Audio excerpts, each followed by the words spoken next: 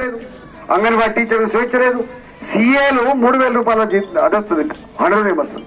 సీఏలను బెదిరించి మీరు ఇంటింటి బొట్టు పెట్టి ఓట్లాడుగా మన పరిస్థితి ఎక్కడి నుంచి వచ్చింది చెప్పండి. అంటే గంత జీతగలం మనం.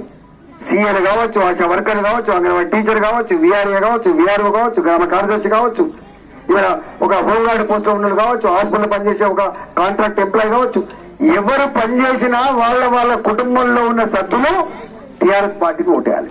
ఇదేనా నీచం? చివరికి వాళ్ళు ఎక్కడి దాకా వచ్చిందంటే బెదిరిస్తున్నారు, డబ్బులకు లొంగకపోతే బెదిరిస్తున్నారు. ఇవాళ నేను చెప్పిన హుజురాబాద్ ప్రేమకు లొంగుతుంది కానీ దౌర్జన్యాన్ని లొంగదు, దౌర్జన్యాన్ని భరించి కొట్టాడుతుంది. మొన్న 2 రోజుల క్రితం వేణువెంకల ఒక అమ్మాయి, వాళ్ళు 6 ఏళ్ళ అమ్మాయి పీజీ చదువుకున్న అమ్మాయి ఆ అమ్మాయి నేను ఊరికి పోయిన నరసింహపల్లి అని కోరికలు పక్కే ఉంటుంది ఆ ఊరు. 6 ఏళ్ళ మీటింగ్ పెడితే అద్భుతంగా మాట్లాడు, ఒక 10 నిమిషాల మన చరిత్ర గురించి. అట్లాంటి అమ్మాయి మన జమ్మికుంటకు వచ్చి కోరికలు పోతుంటే ఇక అక్కడ ఒక మీటింగ్ జరుగుతాను. ఏ మీటింగ్ అంటే హరీష్ రావు మీటింగ్ పోయిందా. సేమ్ నా దగ్గర ఎట్లయితే మైక్ తీసుకొని మాట్లాడే ప్రయత్నం చేసిందో ఆయన దగ్గర కూడా మైక్ తీసుకొని మాట్లాడే ప్రయత్నం చేసింది. కానీ పిచ్చి కొట్టిండు. కొట్టడమే కాదు, చివరికి పోలీస్ స్టేషన్ వేసిండు. అక్కడ నానా బుద్ధులు తిట్టింది, చెప్పుకొని బుద్ధులు తిట్టినట, తిట్టడమే కొట్టిందట. కొట్టడమే కాదు, ఇవాళ ఏం చేస్తుంది తెలుసా, ఈమెకు మెంటల్ డిజార్డర్ ఉందని, ఇలా మానసిక స్థితి బాగలేదని ఒక స్టేట్మెంట్ తీసుకొని ఇలా ఆమెను పనిష్మెంట్ ఇచ్చే ప్రయత్నం చేస్తున్నట్టే ఈ రాజ్యం ఎదిపోతుంది. ఒకసారి అర్థం చేసుకోండి. ఒక స్త్రీ పట్ల, ఒక చదువుకున్న స్త్రీ పట్ల, పీజీ చదివిన పిల్లల పట్ల వీళ్ళు అవలంబిస్తున్న తిరిగిది అంటే వీళ్ళ గౌరవించే తిరిగిది, వీళ్ళ నైజం గిది, వీళ్ళ అసలు రూపం గిది. కాబట్టి ఇవి చెప్పుకుంటే పోతున్నాను. నేను ఒకటే మీ అందరికీ విజ్ఞప్తి చేస్తున్నా, రేపు 30వ తారీఖున ఎన్నికలు ఉన్నాయి. ఎన్నికలలో గతంలో నాకు గుర్తు వేరు, అనేక సార్లు ఓట్లేసేందుకు గెలిపించారు. కానీ ఇప్పుడు ఆ గుర్తు కాదు. వీళ్ళు ఏం చేస్తున్నారంటే ఊర్లో అడ్డబెడుతుంది. ఇక్కడ రాజపల్లిలో కూడా 10 మంది అడ్డబెట్టిందంట. ఈ రాజపల్లి పెట్టచ్చా? ఎవరు వాళ్ళు? మనం గొర్రెలే కనబడుతున్నామా? మనకు తెలియదా? ఎవడు మావోడో ఎవడు మందోడో తోచుకునే స్థాయిలో లేవా మనం? అంత అధ్వానం ఉన్నాం మనం. అంటే మనం మటన్ ఇయ్యంగానే, మనం దావతులు ఇయ్యంగానే థమ్సప్ బాటిల్ అని అమ్ముడుపోతుంటాం మనం. ఎట్లా కనబడుతున్నాం వీళ్ళకు? రేపటి ఓటుకి 20,000 రూపాయలు ఇస్తాడా, 30,000 రూపాయలు ఇస్తాడా? ఇవాళ థమ్సప్ బాటిల్ ఇచ్చిన, లిక్కర్ సీసాలు ఇచ్చిన, నాలాంటి వస్తుందంటే డబ్బులు కొట్టొద్దని చెప్పి మా దంతాలను చెప్పిన, మా ఆడబిడ్డలకు మీటింగ్ పోవద్దని చెప్పి మీకు 300 రూపాయలు ఇక్కడ ఉందా? ఎవరి మీటింగ్ వాళ్ళు పోతారు. ఒకరి మీటింగ్ కోసం నువ్వు పోవద్దని చెప్పి మాట్లాడతావా? ఎవరికి ఇష్టపడి వాళ్ళు పోతారు. వాళ్ళు వచ్చినా పోతారు, వీళ్ళు వచ్చినా పోతారు, ఇంకెవరు వచ్చినా పోతారు. కనీసం సంస్కృతి పొద్దున ఒక మీటింగ్ పోతారు వాళ్ళు, మళ్ళా కళ్ళ తీస్తారు, ఇంకో మీటింగ్ పోతారు. కానీ ఇక్కడ ఏం కుంచే దాడి చేస్తున్నాడు?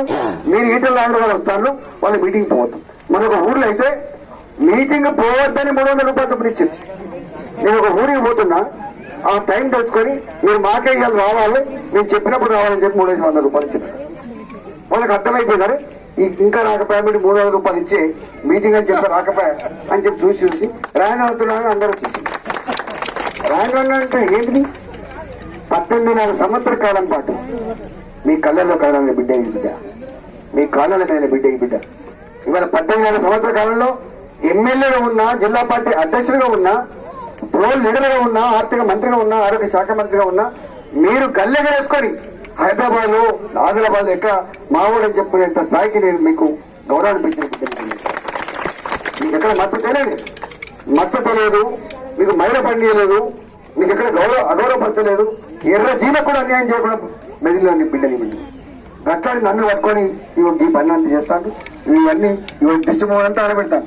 ఎంత నీచమైన వీళ్ళకు. మరి భార్యలు లేరా, మరి వాళ్ళకి చెల్లెలు లేరా, అవ్వలు లేరా, వాళ్ళ ఇంట్లో ఆడవాళ్ళు లేరా నాకు తెలియదు. కానీ మొన్న ఒక మాట మాట్లాడతాను.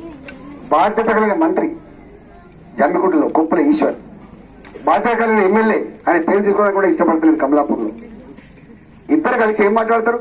ఈటల రాజేందర్ గారు ఓడిపోతానే భయంతో తన కార్యకర్తలతోటే మొన్న 13 తారీఖున 14 తారీఖున దాడి చేయించుకొని, కాళ్ళు రెక్కలు దెబ్బలు తగిలించుకొని, డాక్టర్ దగ్గర కట్టించుకొని, నా భార్యను తీసుకుపోయి స్టేషన్ మీద పడుకోబెట్టి మొత్తం హుజరాబాద్ పల్లెలో తిప్పుకుంటా కొంగు చాపి కన్నీళ్లు పెట్టి ఓట్లు అడిగేటువంటి స్థాయికి వచ్చిందని చెప్పి మాట్లాడుతున్నట్టు వీళ్ళు ఎంత మూర్ఖులు ఒకసారి అర్థం చేసుకోండి.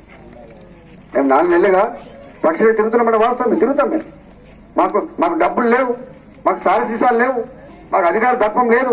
మాకున్నదే ఒకటి, ప్రజల్ని కలుసుకొని అర్జించడమే మా కర్తవ్యం. కాబట్టి నేను తిరుగుతున్నా, మా భార్య తిరుగుతుంది, మమ్మల్ని పట్టుకొని ఈ మాట 13 గడిచిపోయింది, 14 గడిచిపోయింది, మరి ఇక్కడ దాడి జరగలేదు. నాకు ఇప్పుడు అనిపిస్తుంది వీళ్ళ ఏమైనా దాడి చేసి కుట్ర చేస్తున్నా అని చెప్పి అనిపిస్తుంది.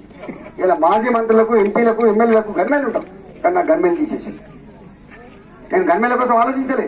కాపాడుకునేది మా ప్రజలని చెప్పి భావించను, నేను కాపాడుకునే మా ప్రజలని చెప్పి భావించను. అందుకే ఇవాళ నేను మళ్ళీ చెప్తున్నా, కేసీఆర్ గారికి, హరీష్ రావు గారికి, టీఆర్ఎస్ పార్టీ నాయకులారా, ఇవాళ నేను దళిత బంధు వద్దన్నట్టు కనుక నేను ఇక్కడ లెటర్ రాస్తే నా చెలుపూరు పోచమ్మ గుళ్ళని తడిపడతో చెప్తా, నువ్వు వస్తావని చెప్పి. నీకు నిజాయితీ లేదు, నీతి లేదు, నీకు నీతి లేదు, జాతి లేదు, అబద్ధాలు బతులు తప్ప ఇంకోటి లేదు. అందుకే నా దళిత అన్నలారా, నా ఆడబిడ్డలారా, మీరు ఒకసారి ఆలోచించి ఆ కుట్రలకి మీరు భాగం పంచుకోండి. వాళ్ళు ఇచ్చేటువంటి తాయిలాలకు ఆశపడకండి. వాళ్ళు తాగిపిచ్చి మిమ్మల్ని దిచ్చమోహం తగలబెట్టమని చెప్పడం, డబ్బులు ఇచ్చి దిచ్చమోహం తగలబెట్టమని చెప్పడం, బయట నుంచి వచ్చిన మనుషులు ప్రోవోక్ చేయడం, ఇది మంచిది కాదు. గాయం మాంటది, కానీ మాటల గాయాన్ని మానవు, మాటల గాయాలు మానవు. కాబట్టి దయచేసి ఇట్లాంటి పని చేయకండి. ఈ బిడ్డ ఈటల రాజేందర్ అనే బిడ్డ పేదవాళ్ళ గొంతుక, ఈ బిడ్డ పేదవాళ్ళ గొంతుక, ఈ బిడ్డ ఎక్కడ అన్యాయం ఉంటుందో, ఎక్కడ అక్రమాలు ఉంటాయో, ఎక్కడ దుర్మార్గాలు ఉంటాయో, దౌర్జన్యం ఉంటాయో దానికి ఎదురొట్టి నిలిచే బిడ్డ ఈటల రాజేందర్ తప్ప దానికి అనుకూలంగా ఉన్న బిడ్డ ఈ బిడ్డ కాదు. పేదవాళ్ళు బాగుపడితే సంతోషపడే బిడ్డ ఈ బిడ్డ. పేదవాళ్ళకి ప్రభుత్వం సహాయ సహకారాలు అందించకపోతే ఆ సహాయ సహకారాలు అందించి ఎంతో ఉన్నంత అందించి వాళ్ళ మీ ప్రేమను పొందిన బిడ్డ ఈ బిడ్డ.